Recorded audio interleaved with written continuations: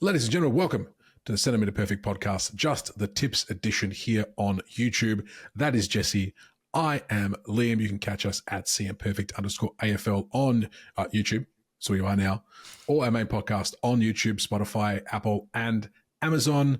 And look, occasionally we chuck stuff on Instagram too. Come give us a follow there. But we're not here to, shut up. We're here to tip. Serious business. Me. What? Do not threaten me. Sorry. I'm just very excited about tipping, Jesse. Jesse, we employ confidence points here. Tell the lot of people what that means. Confidence points are a way of us ascertaining who is going to win our competition. They're a little bit different to your usual stock standard 1v1 throughout the season. We rank our tips based on our belief in which side is going to win. So the side we are most confident in winning, we will assign 9 points. The side we are least confident in will be assigned 1. You fill in the numbers in between. Whoever is on top at the end of the season will be our Just the Tips tipping champion. Indeed. And this is where confidence points come into play. Because let me bring the scores up, Jesse. Patrol. No, 1 second. Patrol. There it is. So I got 32 points, taking me to 149. You got 32 points, which got you to 142. However, I dropped 4 games to your 2 that round, and we balanced out in points because I was smarter. I was smarter with my points. You did very well. That's as good a result as you could have hoped for.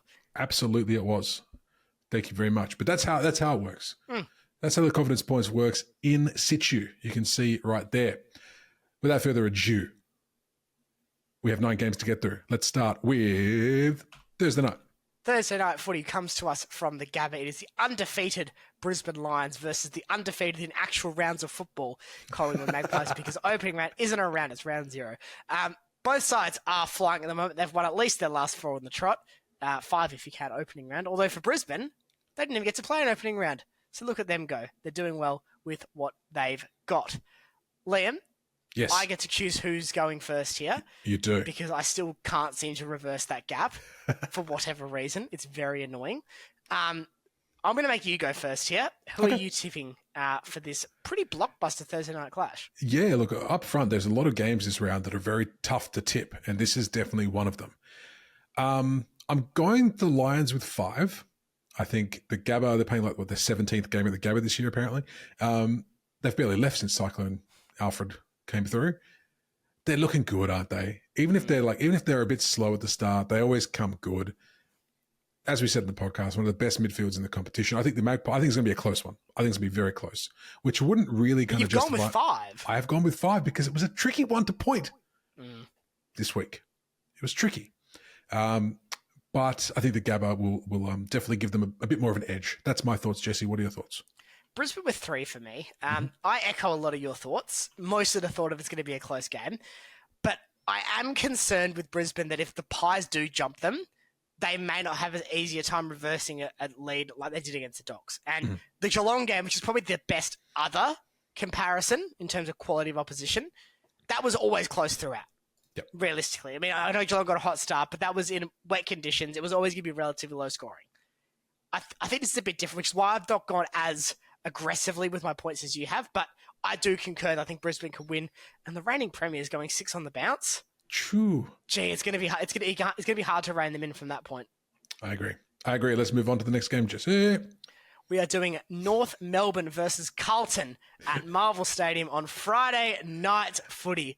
This is not Friday night. It's actually Friday midday because it's Good Friday. Oh, it is. Yes. Look at that. How good. None of the Friday night games are higher than 13th on the ladder.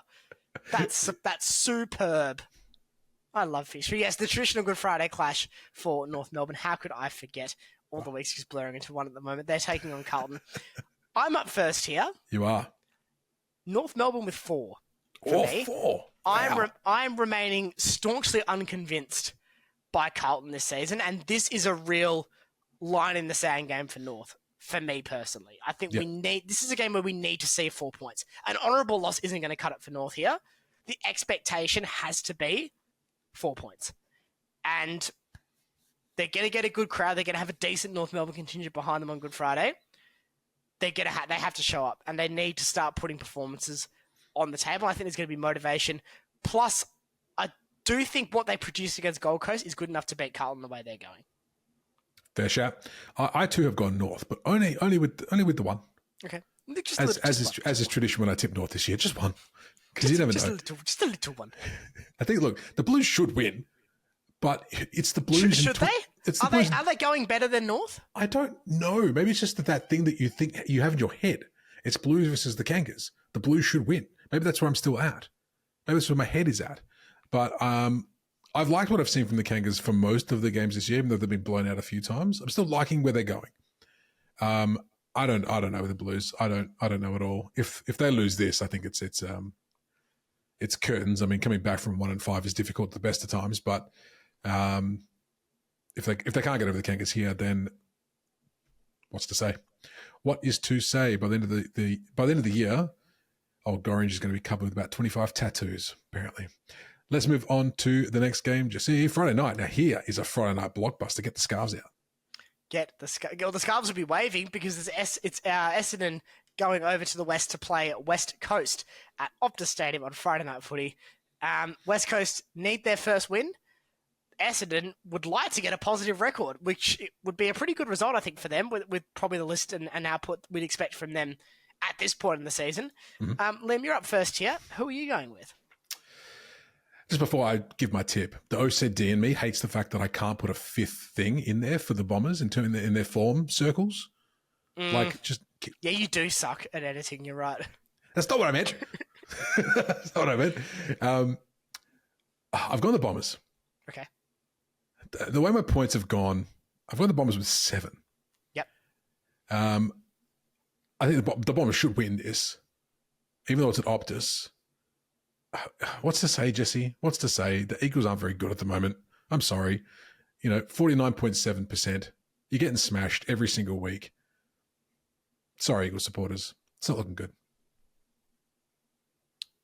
The one saving grace here for West Coast is I think they've played two sides that are better than them comfortably at Optus this season. They played Gold Coast to start the season, and they played Fremantle, who would be expecting to be in the top 8 this season based on their list. Gold Coast have shot up that contention as well and are probably in that mix now as well. Essendon are not that, which does help. But ultimately, West Coast are nowhere near the standard expected of them at the moment. I've also gone Essendon with 7. Mm-hmm. It easily could have been 9. If it was most other sides in the competition, it probably would have been 9. Just because I have zero confidence in West Coast. And yes, they're going to win a game this season. I don't think they're going to be winless. I know people love to jump on that hyperbole and say, when are they going to win a game? They will win a game at some point. It very may well be on Friday night. How does it go? When are they good? They're not going to win a game. They can't even kick 51 points. Like, it's just it's the very, very simple argument of, well, they lost to a bad side, therefore they can't beat other bad sides. It's a silly argument. They might even beat a good side. However, Essendon now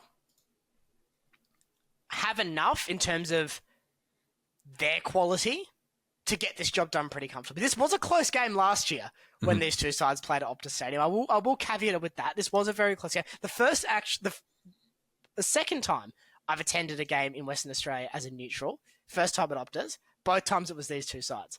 I don't think I'm going on Friday night. Just a fun little tidbit there that means nothing to our lovely viewers. But I do think this could be close because I don't think Essendon are amazing, but I don't think you need to be amazing to be putting up a 5-6 goal margin on West Coast at the moment. So I think they should be able to get the job done. Fair shout. Let's move on to Saturday. Saturday morning football at the MCG. Oh, there's going to be no one here. Melbourne hosting Fremantle. There's going to be this actually. Can we go? Is it too late for us to go? I mean, it's not too late. Because you know what? They'll hear me. You know they'll hear me. Listen, I would say it's not too late for us to go, albeit Easter weekend and flights are going to be stupid expensive and probably so will accommodation.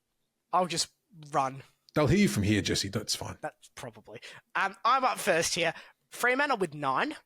I know what I'm doing is so dangerous. I know that. I know that, but someone's got to punish Melbourne for last week. Oh, I said I wasn't going to watch Melbourne this week on the podcast. Now I have to. Just okay. Remembered that. It's a mulligan. Cross. It's a mulligan. It's a mulligan. You get away. I'll roll over the punishment for next, especially if they win. But look, I think Fremantle, realistically, there's no excuse for this game not to be a Fremantle win. Realistically, I would be monumentally disappointed in the Dockers if they couldn't get this done. Melbourne have shown nothing apart from an okay game against the Giants, but they were really favoured by unseasonably wet conditions in that. They've shown nothing, and while they will come in off a bit of a media bash this week, I am still just really concerned about where their output's at, and Fremantle have been comfortably able to deal with the Ds in recent years when Melbourne have been a better side anyway. Just checking something. What are you checking? What day is this on? Saturday. Mm-hmm. Okay, no rain. We're fine. No rain, okay. Dockers with 8 for me. I echo your sentiment, Jesse. If we don't win this, it's going to be, just monumentally There will be disappointing. emails. There will be emails, and you keep threatening them. And he's won ever since you started threatening emails. That's true. I'm convinced he's got his laptop open, just waiting for like that little Gmail notification to come through. Look, we've had a good few weeks, and these are the games we have to win. So when it comes to time to play some of the better sides, we've got a few of those ticks under our belt. So it has to be a win. There's no other option for the Dockers. That's it. That's all there is to say about that. Let's move on to the next game. We are on to Saturday afternoon football. Adelaide hosting GWS in what should be a barn burner of a game at the Adelaide Oval. Liam, you're up first here. Who are you going with in what could be a very good game of football? Another one of those ones where I feel like my points are probably too high because I think this could be literally a coin toss. But as we've said, Jesse, we can't change anything once the episode has begun recording. Not at least until the bye rounds are done. Giants with 6. Wow. I think this is going to be a good test for the Crows. It's going to be there. It's going to be showing exactly where they're at, I think. Giants, as we've mentioned, professional, get things done. Only one blight on their record this year. I think they're good enough to win this. But 6 is too high, but that's fine. That's what I've done. That's where I'm at. Giants with 6. Jesse. I agree. It's a coin toss. I've landed on tails. Adelaide with 1. Oh, shit. That's a huge swing. This is going to be where you're going to get this week back if you get that one. Giants' travel schedule this season has seen them go to Tasmania. Yep. Adelaide. Mm-hmm. Adelaide again. They're playing another good side. The last time they played a good side away from home, they lost. And that was Hawthorn and Tassie. I don't think Adelaide are at a dissimilar level, and they will have a point to prove off a frustrating loss up on the Gold Coast and a disappointing loss against Geelong. But I need to see Adelaide keep the faith with their game style here. I want them to go out there with that 4 tall policy and overrun the Giants with the red alert, air raid siren football that they seem to be playing. And it's good football, and it works. The Giants equally also play excellent football. This is a game that I want to watch. It's a game that actually makes me look at my weekend and say, right, what am I doing at this time? This is something I want to be on the couch for. I absolutely think it's a coin toss. You can tell me, I think Giants can win. I can say, okay, I totally think that's fair. But I've landed on it. I just think this is the right setup for the Crows. They've got the motivation. They've got a team that's had a bit of a tough travel schedule. They've got to come back. I think it's the right time for Adelaide to get one over on the Giants. Fair shout. Giants haven't left Adelaide. That might weigh into their favour. We'll see. Let's move on to the next game. Jesse. Richmond hosting the Gold Coast Suns on Marvel Stadium's hallowed turf for Saturday night football. Don't know why this was ever a Saturday night game, to be honest, but it's the one we have. And you know what? It's good to see the Gold Coast Suns get a prime time slot. That is nice. Yeah. I'm up first here. Yep. Gold Coast with 8. I just have that Carlton game in the back of my mind, and even the Sydney game from last year with Richmond. I was like, oh, you know what? They really could, couldn't they? But I don't think they will here. They are clearly a young side that is in a development phase. Gold Coast are now in an acceleration phase. They'll be licking their lips at the prospect of this game. It's not one that Dim is going to want to drop either. No, and like we've said, they've had a pretty decent start to the season, games-wise. That percentage is still very, very healthy. I think they're going to want to keep that as high as possible because that might be crucial come the end of the season. Gold Coast with 8. for me. So not too dissimilar to you. We basically just reversed our Freo and this game scores. Did you say 8 or did you mean 9? No. I gave what did I mean? I meant 9. You meant 9? Because you gave Freo 8, yeah. I was reading your score. Oh. No. Yeah, sorry. Suns with 9. The full complement for me. Moving right along before I make another error. Jesse. Next up. There we go. As we go. You okay? 1 second, sir. So I've got it on my other screen, so I can just do this. Anyway, Sunday afternoon football sees Sydney host Port Adelaide in a game that I would describe as two teams I don't want to tip. Can I allocate no confidence points here? Is that an option?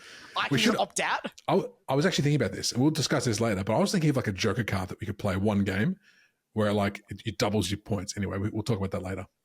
Well... The joke's going to be on me here because I've had no success with these two teams tipping this year. I've done well tipping against the Swans. Yep. But Port are just absolutely ruining that. What would the margin be if it wasn't Port Adelaide? If there were 17 teams, I'd probably be a mile in front of you. Yeah, you're kicking my ass. You're up first here, Liam. Who are you going with? I agree with you. These are two very frustrating teams to tip. You don't know where it's going to go. You can't look at the Powers win over the Hawks too closely and be like, well, they've turned everything around. It's at the SCG. I don't think the Swans have played that much at the SCG this year either. We're around 6, and they've played there, twice? Maybe? Could be wrong. But it'll be good for them to be back home. Swans with 3 for me. Quite a low score, but it's because I just don't actually know where this is going to go. Will we get the Power of last week? Will we get the Swans of whenever? I don't know. That's the kind of analysis you come here for. Jesse, what do you reckon? Yeah, you had GWS that I thought was probably your artificially high score in terms of points. I think this is mine. It's just because I had to fit them in somewhere. Drop. Port with 5 for me. As far as confidence in a 5-point tip goes, this is right down the bottom. I actively asked if I could not participate in this game. Such is how little I like it. But I think an effective Port Adelaide side is Sydney's nightmare scenario because they can roll, they can get going, and they can be offensively minded. Sydney's 2 wins this season have come against a defensively minded Fremantle and a confused North. I don't think that's Port. I don't think you can put Port in that bracket. And while it still remains to be seen what the context of that Hawthorn victory was on Sunday, I'm just concerned that I'm just hopeful that it will allow them to kick on and make something of it. And concerned that Sydney are just not going anywhere this season. Yeah. They play okay against sides that are defensive. They offer nothing against sides that are offensive. They've now lost their best key forward in Amadi, or certainly their biggest target in Amadi. Whether he's the best is a debate for another day, but he's the one that stands there the most and is the target. They've struggled to kick goals. I don't really know where they're going to find enough goals in this game is. But again, Port have been shocking too, so who knows? I don't like going after you because you make so many good points and I'm just like, oh yeah, that's all very true. That's fine. We'll move on, Jessica. 2 more games to go. We do. Next up is Sunday night football. Isn't that a treat for us all? 2 weeks in a row. Have fun. That's my little chalky egg that I wanted. It's the Western Bulldogs versus St Kilda.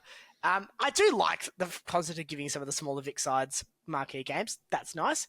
But in terms of actual tipping, I don't know about this one. Because both sides could easily win this game. I've ended up with the Dogs with 6.